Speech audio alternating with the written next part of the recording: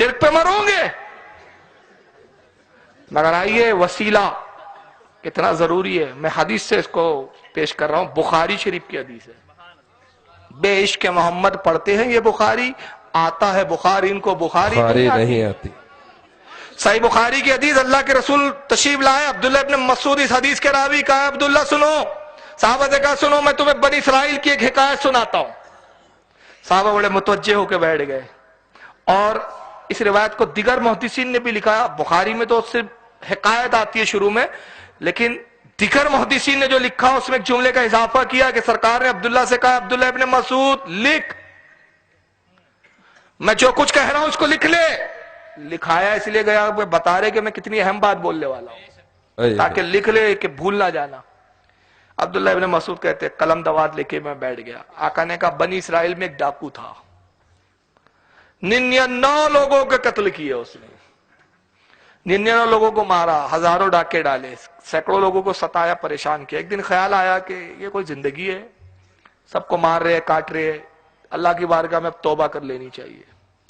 پھر خیال آیا کہ میں تو اتنا گناہ گار ہوں, اللہ میری توبہ کیوں کر قبول کرے گا, چلو توبہ کا راستہ معلوم کرنا چاہیے, کیسے توبہ قبول ہوں گی. آگے بڑھا, ایک راہب ملا.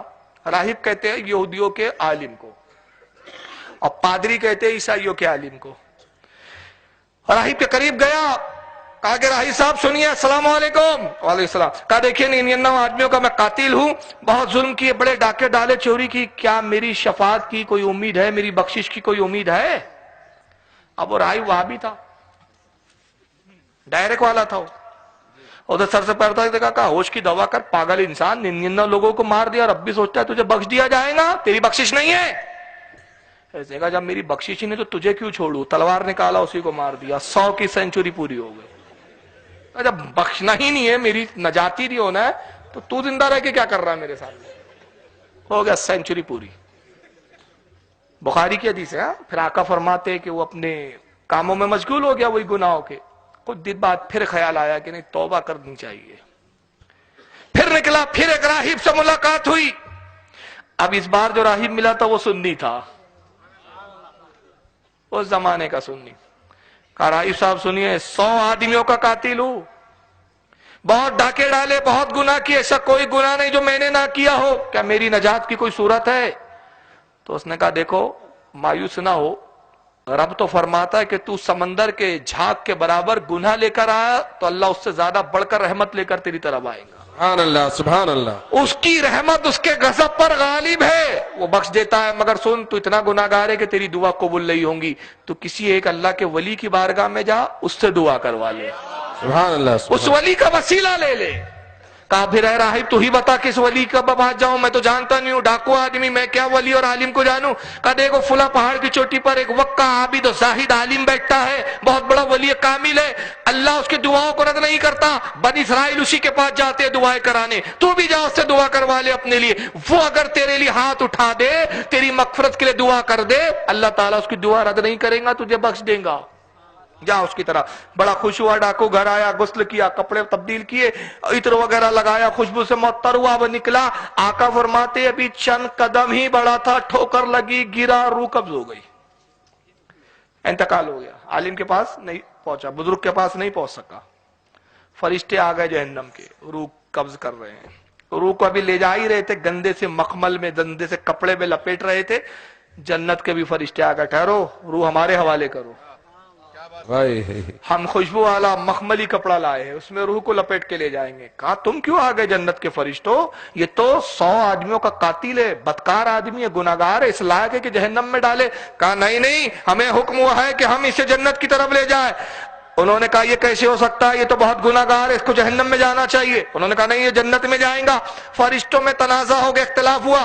فرشتوں نے کہا چلو اللہ کی بارگاہ میں عرض کرتے ہیں, مقدمہ اللہ کی بارگاہ میں حاضر کرتے ہیں. فرشتے پہنچے, آقا نے فرمایا کہ دونوں فرشتوں نے اپنی بات رکھی. اللہ نے فرمایا جہنم کے فرشتوں تم کیوں گئے؟